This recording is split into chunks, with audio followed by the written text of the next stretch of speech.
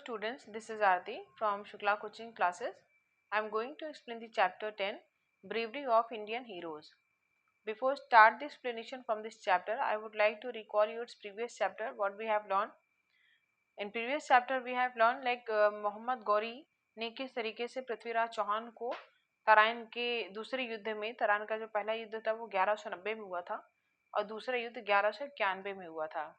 युद्ध क्या हुआ था, उसमें मोहम्मद गौरी ने पृथ्वीराज चौहान के साथ टैक्टिस अपनाई और उसको चालपासी करके उनको लेकर चला गया, अपने साथ बंदी बना के लेके चला गया गजनी। लेकिन वहां पर जाके पृथ्वीराज चौहान ने किस तरीके से उनको शब्द भेदी बाण चलाना आता था, उनके अपने मित्र कवि चंद्र बरदाई ने उनकी मदद की, मोहम्मद गौरी की सॉरी पृथ्वीराज चौहान की मदद की मोहम्मद गौरी को मारने में। और इस तरीके से पृथ्वीराज चौहान ने मोहम्मद गौरी को मारकर अपने और अपने देश के आन बान शान की रक्षा की। और मोहम्मद गौरी जो है पृथ्वीराज चौहान को के साथ जालसाजी करने में इसलिए सफल हो पाए क्योंकि उसका साथ किसने दिया था, जयचंद ने। जयचंद जो थे वो पृथ्वीराज चौहान के कजन थे। तो ये हमने पढ़ा था। अब इस चैप्टर में हम क्या पढ़ेंगे, मोहम्मद गौरी को तो पृथ्वीराज चौहान ने मार दिया है, खत्म हो गए मोहम्मद गौरी। अब मोहम्मद गौरी का जो स्लेव है, जो उसका गुलाम है, मोहम्मद गौरी का स्लेव कौन है, कुतुबुद्दीन ऐबक। वो दिल्ली में आता है और दिल्ली सल्तनत की स्थापना करता है। और 1206 में उसने दिल्ली सल्तनत की स्थापना करके दिल्ली में अपना आधिपत्य जमा कर गुलाम वंश की स्थापना की। फिर गुलाम वंश के बाद खिलजी वंश, खिलजी वंश के बाद तुगलक वंश, और फिर किस तरीके से चित्तौड़ के जो राजा थे, किस तरीके से महाराणा ने, जो चित्तौड़ के महाराणा हुए हैं, जो राजा हुए हैं, उन्होंने किस तरीके से इन मुगलों से युद्ध करके अपने चित्तौड़ की भूमि को आजाद कराया है, इसके बारे में हम पढ़ेंगे।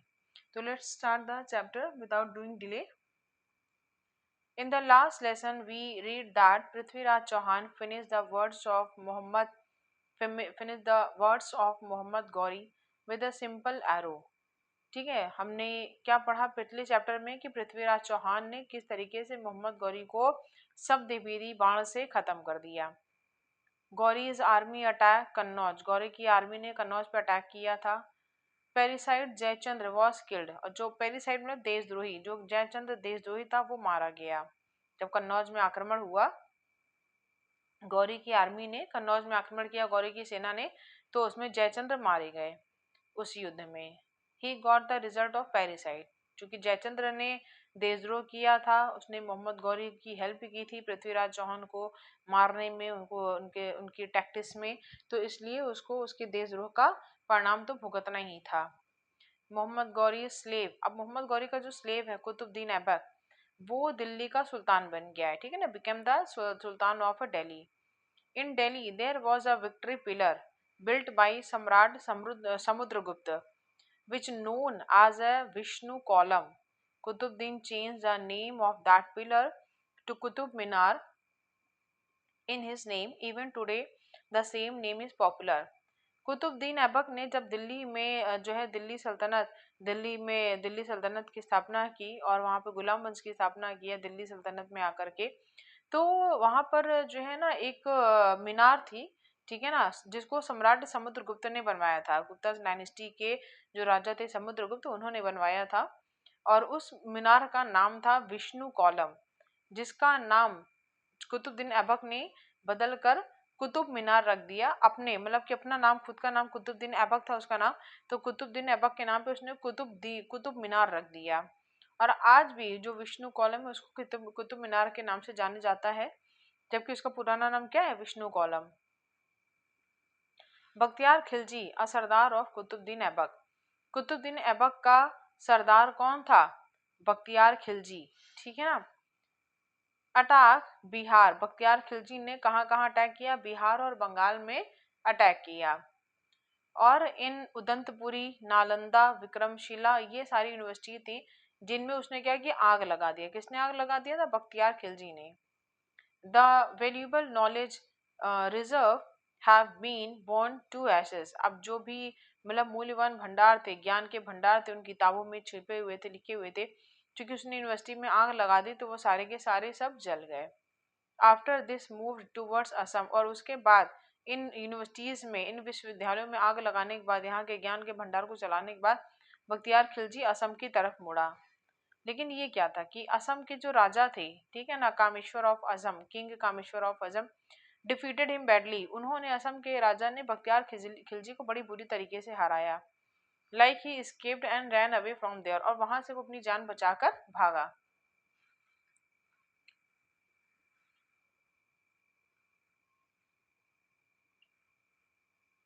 To win Chittor, enemies have consistently tried for hundreds of years. जो दुश्मन हुए हैं उन्होंने चित्तौड़ को जीतने के लिए निरंतर कोशिश करते रहे हैं, ठीक है ना, हजारों वर्षों से कोशिश करते रहे हैं लोगों ने चित्तौड़ को, जितने भी दुश्मन आए हैं उन्होंने चित्तौड़ को जीतने की हजारों वर्षों से कोशिश की। The land of Mewar remained a heroic child, लेकिन मेवाड़ की जो माताएं हैं उन्होंने मतलब कि वीर सपूतों को जन्म दिया था, born Mewar. The struggle had to be born, अगर कोई मेवाड़ में जन्म लिया है तो इसका मतलब ये है कि उसका अब पूरा जीवन कैसा बीतने वाला है, संघर्ष में ही बीतने वाला है उसका पूरा जीवन, अगर किसी ने मेवाड़ में जन्म लिया है, ऐसा कहा जाता है।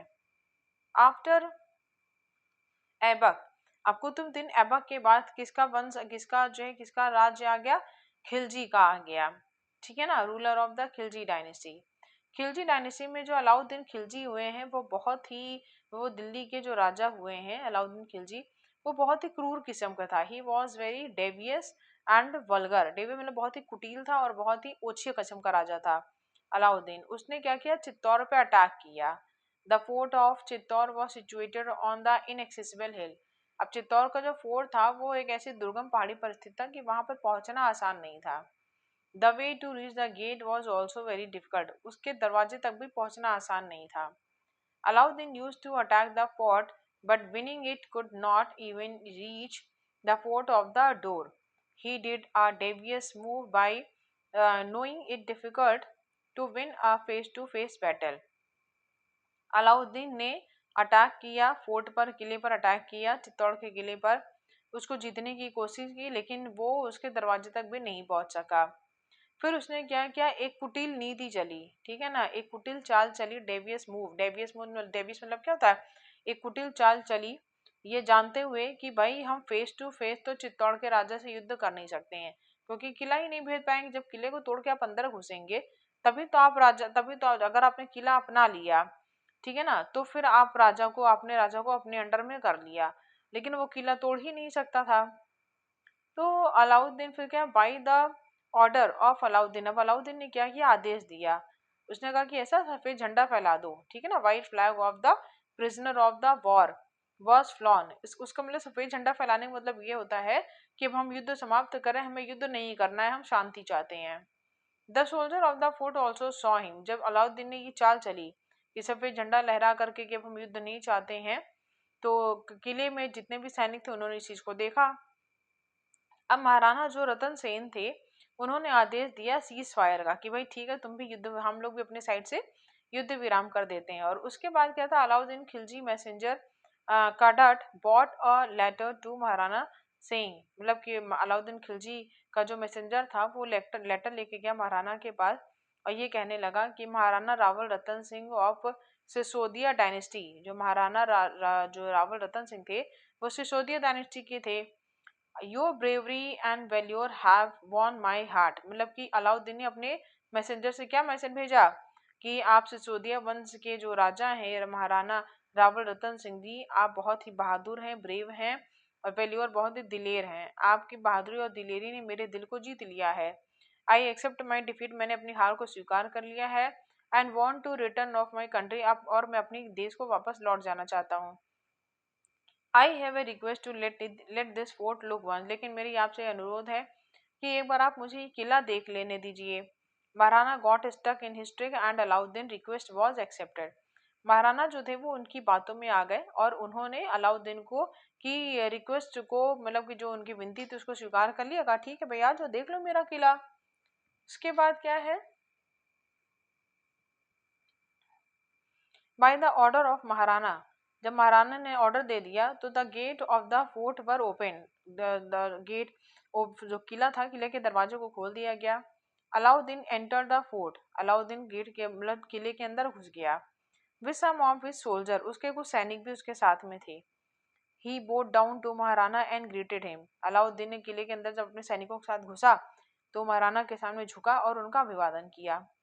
As long as there remained a sweet and sweet talk before the evening, समय शाम के समय होने के पहले तक उन लोग ने आपस में बहुत अच्छी अच्छी बातें की। अलाउद्दीन ने बहुत मीठी मीठी बातें की। He asked for permission to go, फिर बोला कि चलो ठीक है हम चलते हैं, हमको विदा लेनी चाहिए।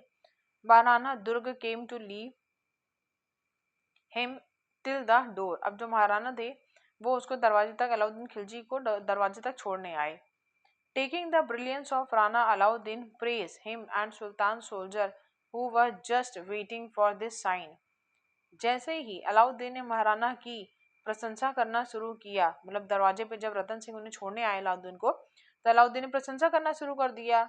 और अलाउद्दीन ने अपने सैनिकों को ये बोल रखा था कि ये साइन होगा, ये एक तरीके का इशारा होगा कि मुझे जब रावल रतन सिंह गेट पे छोड़ने आएंगे दरवाजे पे, मैं उनकी प्रशंसा करना शुरू करूंगा और उसी समय तुम लोग उन्हें बंदी बना लेना, पकड़ लेना। तो जैसा कि अलाउद्दीन ने अपने सैनिकों से कहा था, उसके सैनिकों ने वैसे ही किया। वो प्रशंसा करना शुरू किया दरवाजे पर रावल रतन सिंह की, और रतन सिंह को अलाउद्दीन के सैनिकों ने बंदी बना लिया। Immediately Titan Rana on an empty horse back, और उनको घोड़े पे बैठाकर, घोड़े की पीठ पे बैठाकर उनके लोग लेके चले आए। Rana Ratan Singh was taken captive, Rana Ratan Singh को बंदी बना लिया गया, किसके द्वारा? अलाउद्दीन के द्वारा। बाई ट्रीचरी एंड डिसीट, उसने छल से और विश्वासघात करके, ट्रीचरी माने क्या होता है? छल से, और डिसीट माने क्या होता है? विश्वासघात किया। अलाउद्दीन ने रावल रतन सिंह के साथ छल किया और विश्वासघात किया, धोखे से उन्हें बंदी बना लिया। The messenger then sent a message that the empress Padmini acknowledge coming to our palace, अब उसने अपने मैसेंजर को फिर भेजा और कहा कि जाओ बोलो जाके कि जो रानी पद्मावती हैं, पद्मिनी हैं, वो हमारे महल में आए, जब वो आएंगे तभी हम राजा को छोड़ेंगे। Only then the Maharana will be free और else he will be killed, अगर वो हमारे महल में आती हैं तो हम राजा को छोड़ देंगे, नहीं तो हम राजा को मार देंगे। One of the words of the proposal hit an arrow in the years of the Rajput, जैसे ही राजपूतों ने ये बात सुनी, उनको मतलब कि बहुत ही गुस्सा आया ये बात सुन करके। और राजपूत सरदार, जो राजपूतों के जो सरदार थे, सिटिंग इन द राज दरबार में बैठे हुए थे, वो सांप की तरह फुफकार उठे, easing like a snake. The senior minister said, बड़े जो बड़े बड़े पूर्वज मंत्री थे, पुरखा थे दरबार में, उन्होंने बोला मैसेंजर से, tell sultan the Rajput knows not only welcome in the court but also in the war land, जाओ जाके अपने सुल्तान से कह दो कि हम राजपूत हैं, हमें सिर्फ अपने दरबार में ही स्वागत करना नहीं आता, हम युद्ध के मैदान में भी बड़ा अच्छा स्वागत करते हैं। Meanwhile, the voice of the Queen Padmavati surprise everyone, तभी पद्मावती, रानी पद्मावती आई और उनकी आवाज़ ने सबको सरप्राइज कर दिया। क्यों? क्योंकि उन्होंने क्या बोला, जब मतलब कि सुल्तान के जो दरबार में जो राजपूत थे, बड़े बुजुर्ग थे, जब गुस्से में थे, तो पद्मावती की आवाज़ से सब इसलिए स्तब्ध रह गए क्योंकि पद्मावती ने कहा कि नहीं, ये मैसेज नहीं जाएगा, this message will not go. Messenger, उन्होंने बोला to say we accept the proposal of Alauddin, उन्होंने मैसेंजर से बोला जाओ जाके अपने सुल्तान से कह दो कि हमने उनके प्रपोजल को एक्सेप्ट कर लिया है। Queen will come but not alone, की रानी आएंगी तो लेकिन अकेली नहीं आएंगी।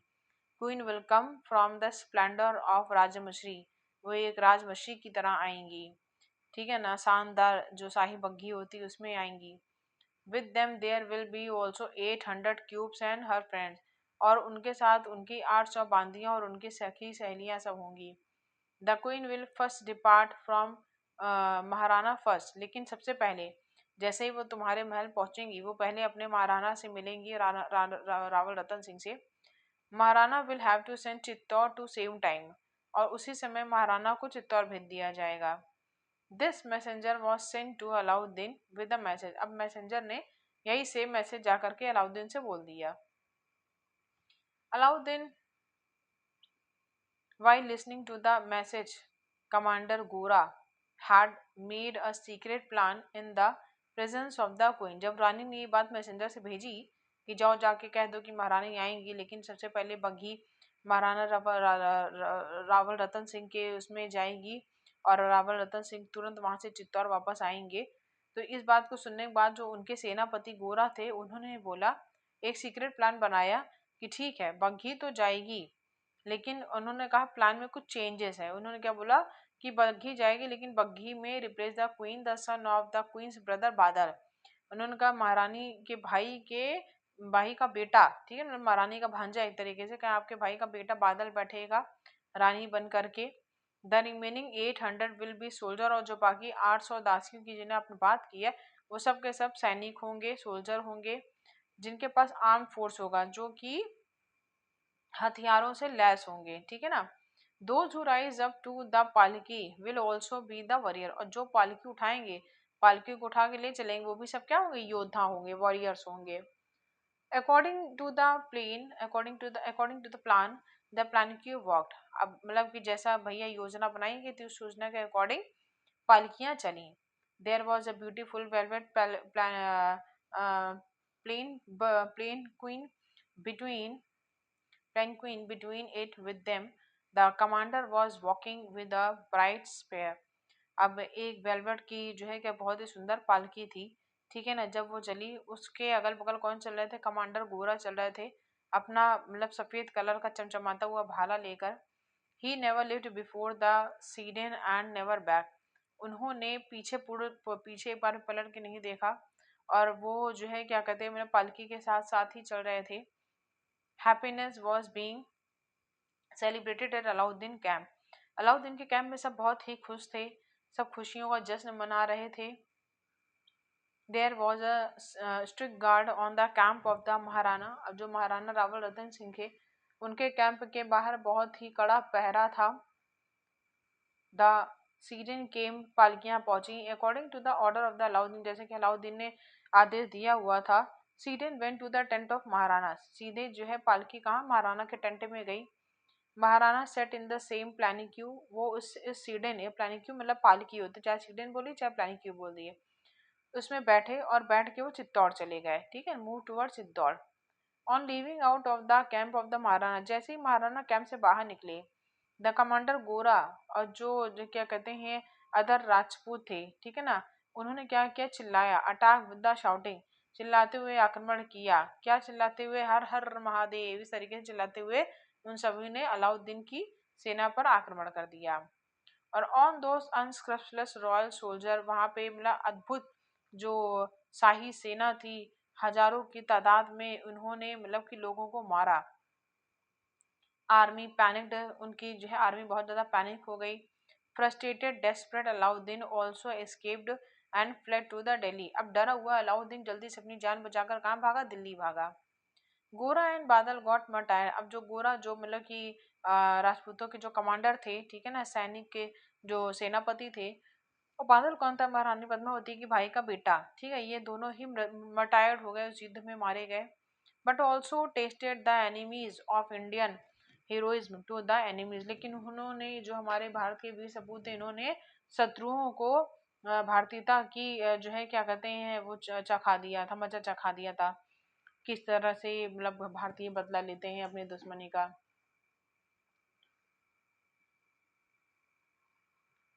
Alauddin Alauddin was concentrated to go back to Delhi, अब अलाउद्दीन विवश होकर वो दिल्ली चला तो गया, but the incident of the Chittor was repeatedly scorching him, लेकिन चित्तौड़ में जो भी हुआ था कि मतलब कि महारानी की जगह पे जो सैनिक लोग आ गए थे, उन्होंने युद्ध किया था और उसकी सेना का काफी नुकसान पहुंचाया था, तो इस बात से वो काफी झकझोर उठा था। अब उसने निश्चित किया, डिसाइड किया to take revenge and took the full force of his kingdom, उसने कहा कि मैं बदला लेके रहूंगा। उसने अपनी पूरी ताकत के साथ अपनी पूरी सेना को लेकर वो फिर से पहुंचा, took a large army and then attack Chittor, और उसके बाद उसने चित्तौड़ पे अटैक कर लिया। Rajput also decided to be defeated, अब मटायर राजपूत ने ये निश्चय किया कि टू बी डिफीटेड, और या तो मतलब कि वो मर जाएंगे, मतलब हारने से अच्छा कि वो मर जाएं लड़ते लड़ते। They wear a flock of the herd and wear of a saffron turban, उन्होंने जो है क्या कहते हैं केसरिया कलर की पगड़ी पहनी हुई थी और झुंड के झुंड वो निकले। As soon as a detachment of a Rajput came out, जैसे ही राजपूत वहां से बाहर निकले, अलाउद्दीन के जो सोल्जर थे would sit on the ground, वो सबके सब मैदान में बैठे हुए थे। Maharana Ratan Singh also fought fighting martyr, Maharana Ratan Singh खुद भी लड़ रहे थे, उनसे युद्ध कर रहे थे, और लड़ते लड़ते वो वीर गति को प्राप्त हुए। Jauhar's preparation were there in the fort, अब किले के अंदर जौहर की तैयारी चल रही थी, क्योंकि जैसे ही सुना कि महाराणा जो रावल रतन सिंह है वो खत्म हो गए, डेथ कर गए हैं, जो 14,000 जो प्रिंसली स्टेट थे, ठीक है, अंडर द, वो सब किसके लीडरशिप में आते थे? क्वीन पद्मावती के लीडरशिप में आते थे, नेतृत्व में आते थे। वो सब के सब कूद गई, किसमें कूद गई? Jumped into the pyre and made jauhar. वो सब जलती हुई आग में कूद गई और उन्होंने सबने जौहर कर लिए। जौहर मतलब होता है कि अपनी आन बान शान की रक्षा कर, अपनी अपनी अपनी इज्जत की रक्षा करना। उन्होंने कहा हमारे हमको हमारे शरीर को कोई छुए बेहतर है हम मर जाएं, ठीक है ना। अपने पतियों के अलावा वो अपने शरीर को किसी को छूने नहीं देना चाहती थी, इसीलिए उन्होंने सबने जौहर कर लिया। दस protect her self stream with the invade. क्यों? क्योंकि उन्होंने मतलब उन्होंने कहा आक्रमणकारी आएंगे तो उनसे अपने आत्मसम्मान की रक्षा करने के लिए उन्होंने खुद को जौहर कर लिया। Imagine how they use to be heroes. जरा सोचिए वो जो हीरोज रहे हैं, जो वीरांगनाएं रही हैं, who use to survive in burning concern for their own sake, अपने आत्मसम्मान की रक्षा के लिए खुद को जला के खत्म कर दिया, कितनी वीर रही होंगी।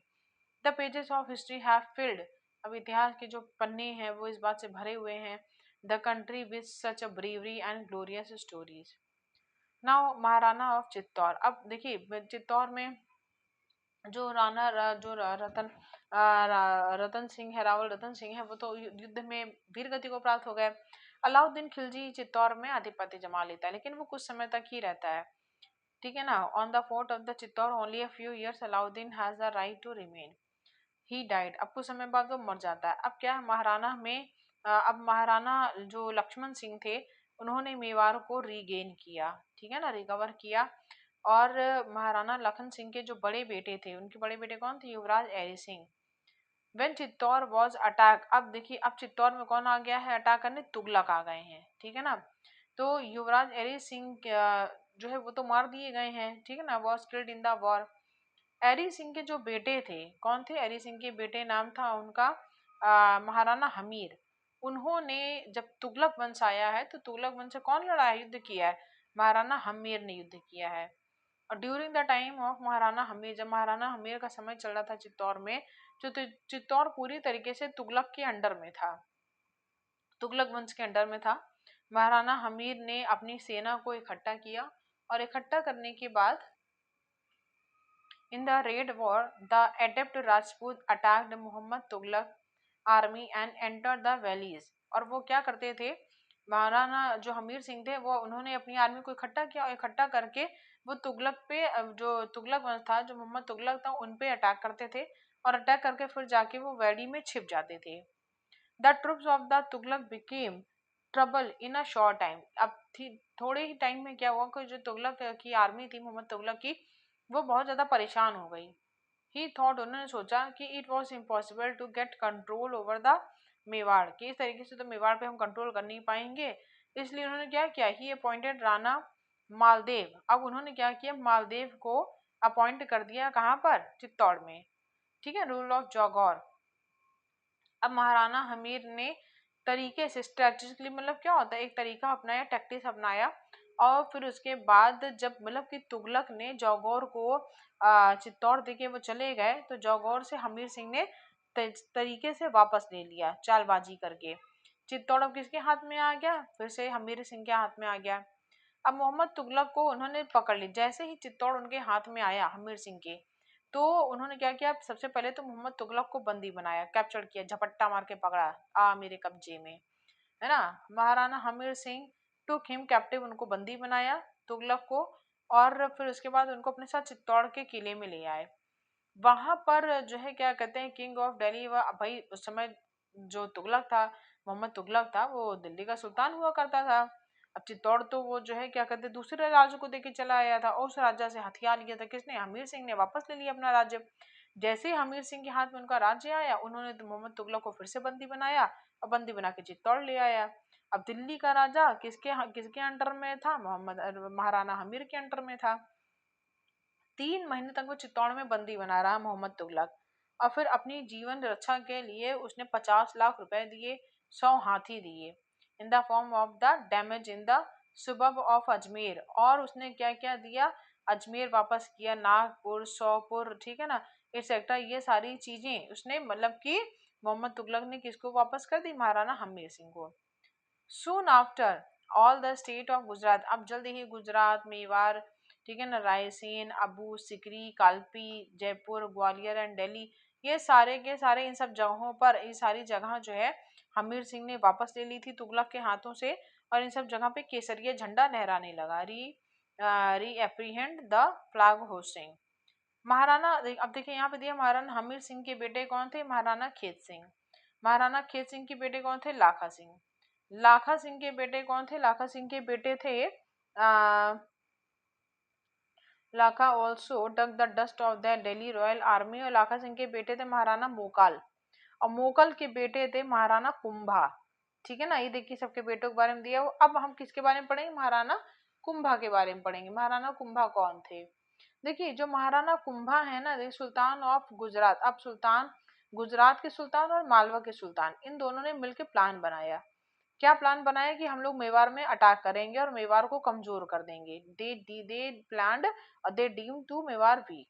लेकिन क्या होता है कि Maharana Kumbha had a war strategy, Maharana Kumbha की अपनी अलग ही युद्ध नीति थी। वो कभी भी ना एक अपने दुश्मनों को एक नहीं होने देते।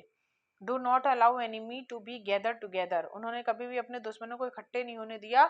Defeat both of them by waging war on both side, और उन दोनों से ही उन्होंने युद्ध किया। कैसे युद्ध किया, देखिए war should be done on enemy land, उन्होंने एनिमी की लैंड में वॉर किया। मतलब सोचिए अपने अपनी धरती पे बुला के नहीं लड़ते थे, एनिमी के प्लेस पे, अपने दुश्मनों के प्लेस पे जाकर के युद्ध करते थे।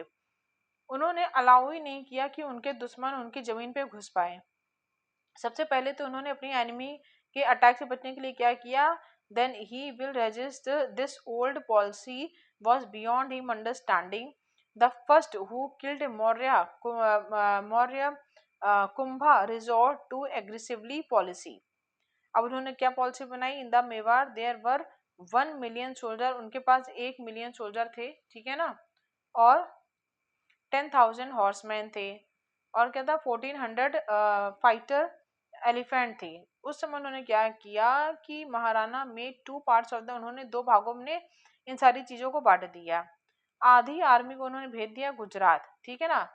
The invasion of Gujarat, Gujarat में जब आक्रमण हुआ, अटैक हुआ, was so strong and powerful that the sultan of Gujarat was waived, कि वो हिल गया। उन्होंने अपनी आर्मी को दो भागों में किया, आधे भाग को गुजरात के सुल्तान के पास भेज दिया। गुजरात का सुल्तान हिल गया ये देख करके, और सुल्तान हैड टू रन अवे, और उसे अपनी जान बचा के भागना पड़ा। ऑन द अदर हैंड, और दूसरी तब महाराणा कुंभा वो खुद ही अटैक करने गए मालवा पे, ठीक है ना। जब अटैक करने गए मालवा पे तो लीड ऑफ द, वो अपनी आर्मी को खुद ही नेतृत्व कर रहे थे। तो सुल्तान जो थे, मालवा के जो सुल्तान थे, was waiting for the Gujarat army, उनको तो लगा कि भाई गुजरात की आर्मी आ रही है, गुजरात की सेना और राजा आ रहे हैं, लेकिन यहाँ तो उल्टा हो गया। ठीक है, in Malwa the voice of the deafening slogan, अब वहां पर एक ही जब उन्होंने ये स्लोगन सुना, हर हर महादेव, मतलब कि जो मालवा के जो सुल्तान थे वो तो इंतजार कर रहे थे कि गुजरात के सुल्तान अपनी आर्मी को लेके आ रहे हैं, लेकिन ये क्या, उन्होंने तो सुना कि हर हर महादेव के नारे के साथ आ रही है आर्मी, तो हर हर महादेव का नारा गुजरात का सुल्तान तो लगाएगा नहीं। Ekling began to resonate, Sultan Mohammad remained confused, अब वो थोड़ा confused हो गए। His hand, the leg were blown, उनका हाथ पैर कांपने लगा। His army was cut like, अब उनकी आर्मी को महाराणा कुंभा की सेना ने गाजर मूली की तरह काटना शुरू कर दिया। सुल्तान वॉज कॉट देयर, और वहां पर सुल्तान को उन्होंने अरेस्ट कर लिया, पकड़ लिया। Maharana Chittor brought him into prisoner, अब जो महाराणा थे वो उसको, मतलब कि जो मालवा के सुल्तान थे, पकड़ कर उसको बंदी बनाकर चित्तौड़ ले आए। Rana Kumbha had defeated two powerful Muslim, इस तरीके से महाराणा कुंभा ने दो शक्तिशाली मुस्लिम शासकों को पकड़ लिया simultaneously. Whole whole Mewar wake up with victory, अब पूरा मेवाड़ जीत का जश्न मनाने लगा। Deep series were light, the door were decorate with the wind pulls, अब जो है क्या कहते हैं, मतलब कि झांकियां सजाई गई। The victorious Maharana, Maharana enter Chittor, विजयी महाराणा चित्तौड़, महाराणा जैसे ही वो चित्तौड़ के अंदर एंटर करते हैं, sultan of Malwa remain in prison of the Chittor for 6 month, और अगले 6 महीने के लिए मालवा के सुल्तान को बंदी बना के रखा गया। कहाँ पर, चित्तौड़ में। He apologized to Maharana complete compensation for the expenditure of the war, then got salvation. उसने अपना जीवन दान मांगा। महाराणा जो मालवा का सुल्तान था, जब उसको 6 महीने के लिए बंदी बना के रखा गया, तो उसने महाराणा कुंभा से बोला कि मैं आपसे माफी मांगता हूँ, आप मुझे जीवन दान दे दीजिए, आप मुझे मुक्ति दे दीजिए, मुझे जाने दीजिए, और मैं एक एक आने की भरपाई कर दूंगा। In the celebration of this victory Maharana Kumbha created a pillar of stone.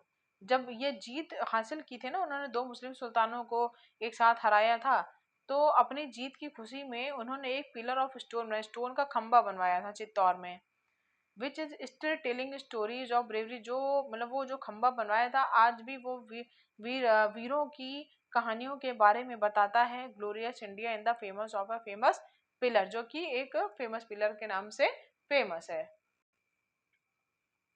Next हम पढ़ेंगे विजयनगर स्टेट ऑफ साउथ। अब देखिए साउथ में विजयनगर स्टेट के बारे में पढ़ेंगे। जैसे कि क्या, आज से 600 साल पहले लगभग एक फेमस स्टेट हुआ करता था साउथ इंडिया में, विजयनगर नाम का। आज जो है, today there is an extension of this state. आज जो इस स्टेट का जो प्रचार प्रसार है वो क्या है, जैसे कर्नाटक है, तमिलनाडु और आंध्र प्रदेश, ठीक है ना। ये जो इतना हिस्सा है, ये पूरा हिस्सा विजयनगर के नाम से फेमस हुआ करता था।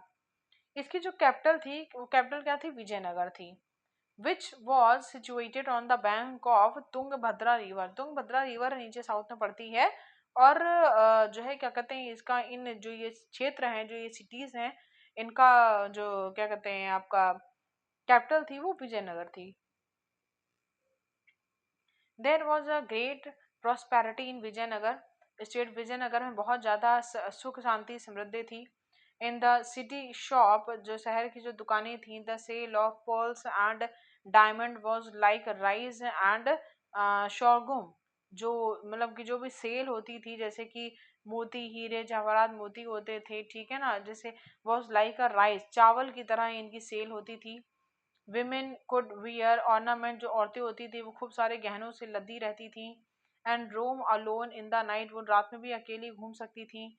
सच a state would have been so wealthy it can be estimated how powerful the king is.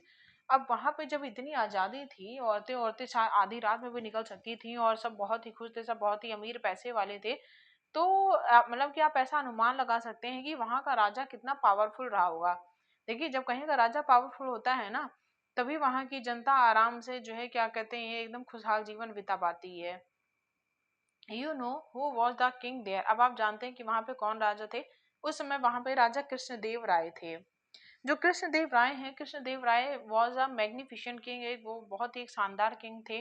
He was a heroic, strong and courageous. He was a very fond of swords and horse riding. उनके पास एक से एक तलवारें थी, और उन्हें horse riding बहुत पसंद थी। He looked after the public convenience. वो हमेशा पब्लिक कन्वीनियंस के बारे में चिंतित रहते थे, उनके बारे में उनके लिए करते रहते थे। He was a great general and donor, वो बहुत ही महान दानवीर भी थे।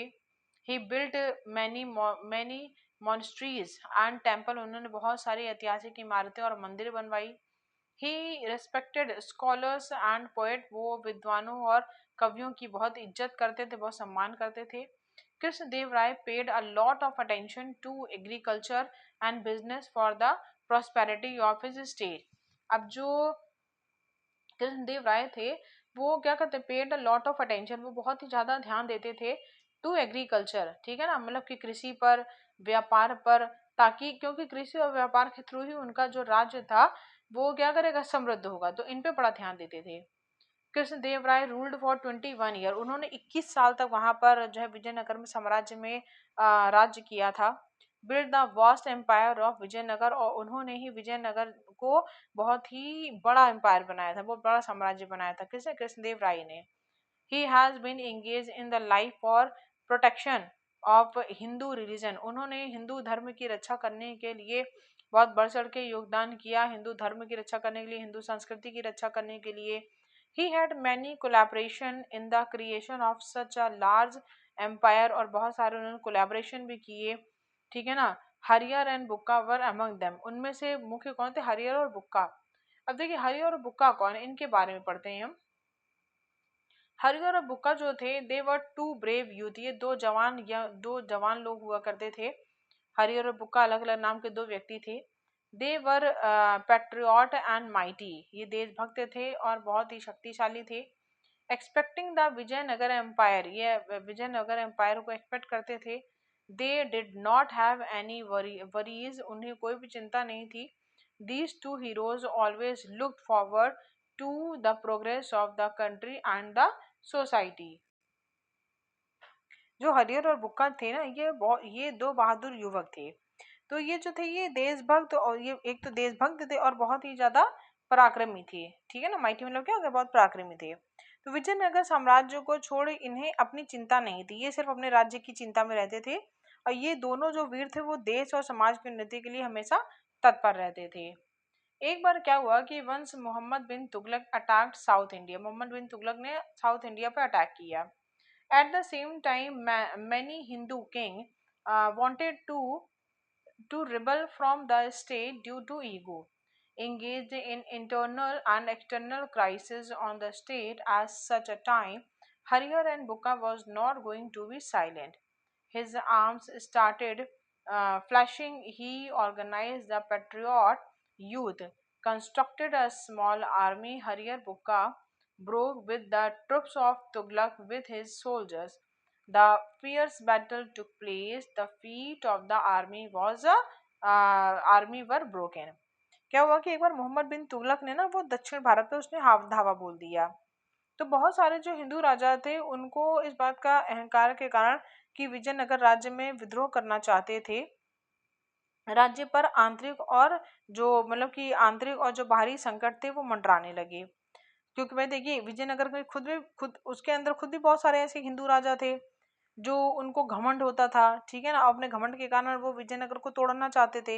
लेकिन हरिहर बुक्का ने ना विजयनगर को टूटने नहीं दिया। उनके अब देखिए डबल संकट था, एक तो घर के अंदर के खुद के लोग झगड़ा चाह रहे हैं और प्लस बाहर के लोग भी घर को फोड़ना चाह रहे हैं। तो ऐसे समय में क्या हुआ कि हरिहर और बुक्का थे वो चुप नहीं बैठे।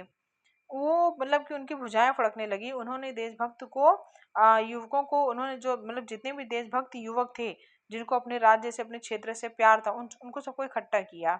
और उन्होंने क्या किया, एक छोटी सी सेना को खड़ा कर दिया कि भाई मतलब कि उनके अंदर ये इस बात का जज्बा भर के कि हमें अपने देश के लिए जीना है, अपने देश के लिए मरना है, जो भी करना अपने देश के लिए करना है। तो हरिहर बुक्का ने अपने सैनिकों के साथ जो मोहम्मद बिन तुगलक थी उसकी सेना पे वो टूट पड़े। और हरिहर बुक्का की सेना और मोहम्मद बिन तुगलक की सेना के बीच में भयंकर युद्ध हुआ। तो इससे क्या हुआ कि जो मोहम्मद बिन तुगलक की जो सेना थी वो हार गई। ठीक है ना, उनके पैर उखड़ गए। तुगलक वॉज डिफीटेड, तुगलक हार गया। Leaving Daulatabad in the south and turning Tughlaq into its capital Delhi.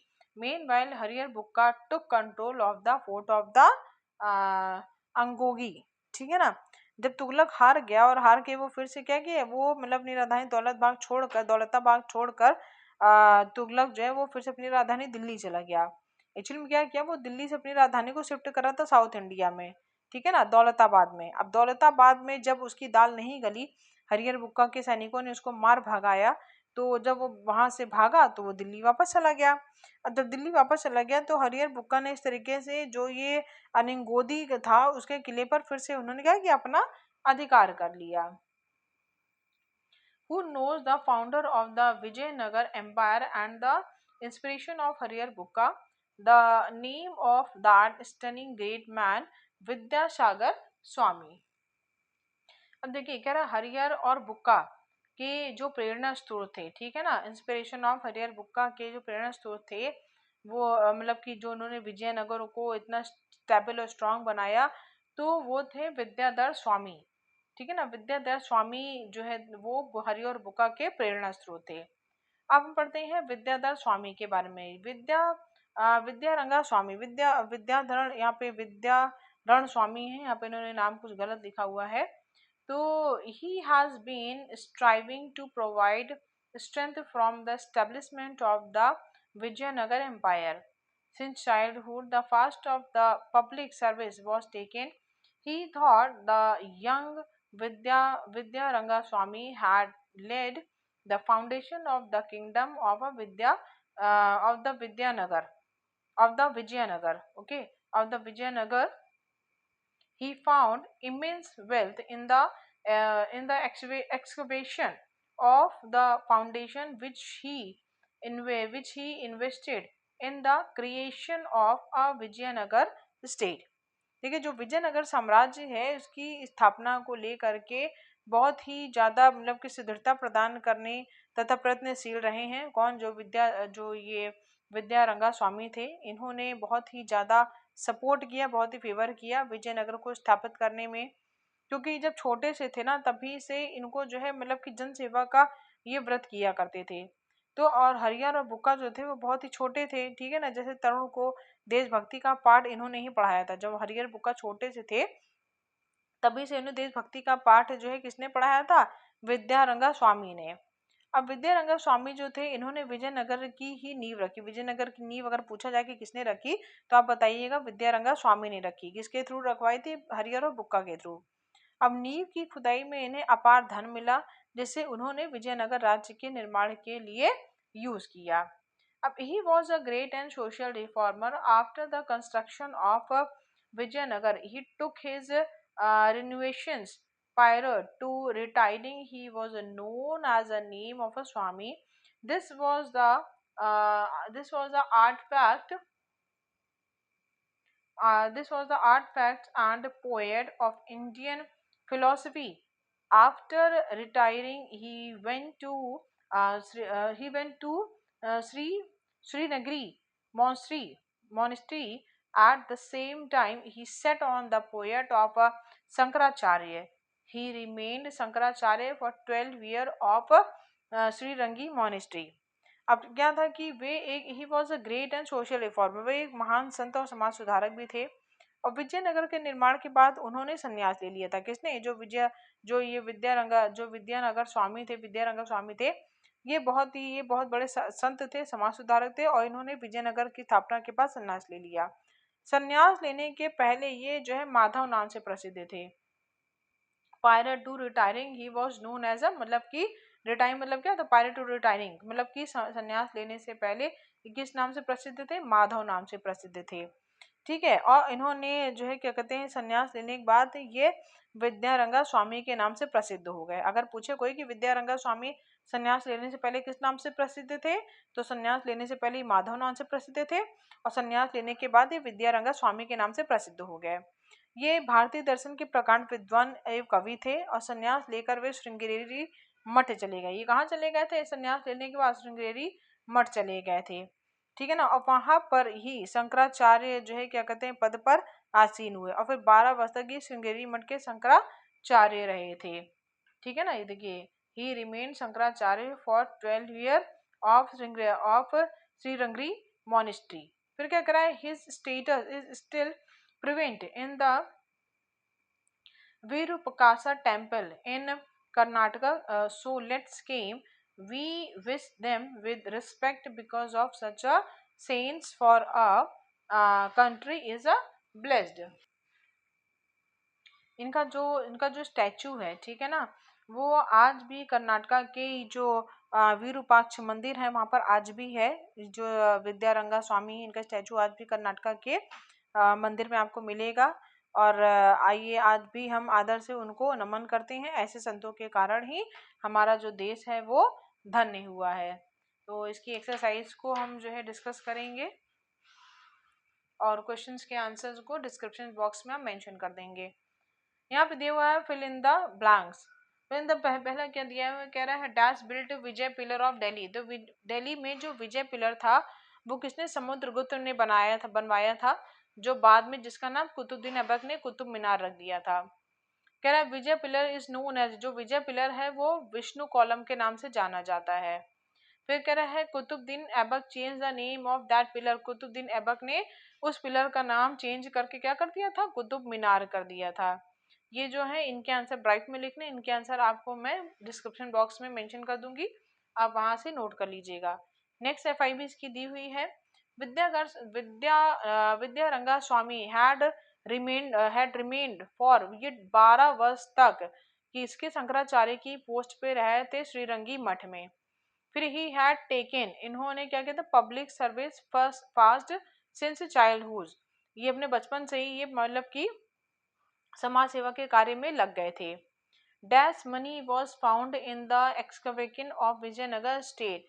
तो क्या होगा, जेमिन, क्या इसमें कुछ गलत लिखा हुआ है, इसको भी मैं करेक्ट करके बताती हूँ। फिर कह रहा है his statue in dash temple in the Karnataka. तो इनका मतलब कि कर्नाटका कौन टेम्पल में, ये वीरूपक्षा टेम्पल में इनका स्टैचू लगा हुआ है। यहाँ पर आपका इमेंस मनी होगा। Immense money was found the excavation of Vijayanagar state, कि विजयनगर स्टेट में अपार संपदा और संपत्ति थी। So hope you understand this chapter what I have explain you. और so we'll meet in a next video with the next chapter. So have a nice day, bye bye, and good day, and take care.